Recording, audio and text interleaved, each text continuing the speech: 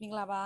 တီချာရှင်နဲ့မျက်နှာပစ်တင်ကြိုတသက်တာခံရှိလားတဲ့ no မင်းတို့ဆိုင်မှာတော့ကျိုးတွေ collagen thread တွေကတသက်တာခံဆိုတာမရှိပါဘူးရှင်။ तू ကနှစ်လိုက်လေးပဲခံပါတယ် collagen thread တွေဖြစ်တဲ့အတွက် तू ကနှစ်လိုက်လေးပဲခံပါတယ်တသက်တာတော့မခံပါဘူး။တကယ်လို့မျက်နှာကိုပင့်တင်ခြင်းနဲ့တသက်တာခံခြင်းနဲ့ဆိုရင်တော့မျက်နှာပင့်တင်ချက်ကတ်ချုပ်တဲ့ fillet ချုပ်တဲ့တသက်တာ surgery လေးတွေလုပ်သင့်ပါတယ်။ဒါမျက်နှာပင့်တင်ကျိုးမှာတော့တသက်တာခံတာမရှိပါဘူးရှင်။နှစ်လိုက်လေးပဲခံပါတယ်မင်းတို့ခင်မှာတော့မျက်နှာပင့်တင်ကျိုးကြီးကို30% discount short ထားပါတယ်ပုံမှန်ဈေးတစ်ကျိုး3သိန်းခွဲဆိုရင်30% short လိုက်ရင်3သိန်းနဲ့900မှာကြားတင်မှာဖြစ်ပါတယ်တစ်ဖက်ကို9ကျိုးလောက်ထိုးရင်တော့လုံးဝလှပါတယ်2နှစ်ကနေ3နှစ်ထိခံပါတယ်ရှင်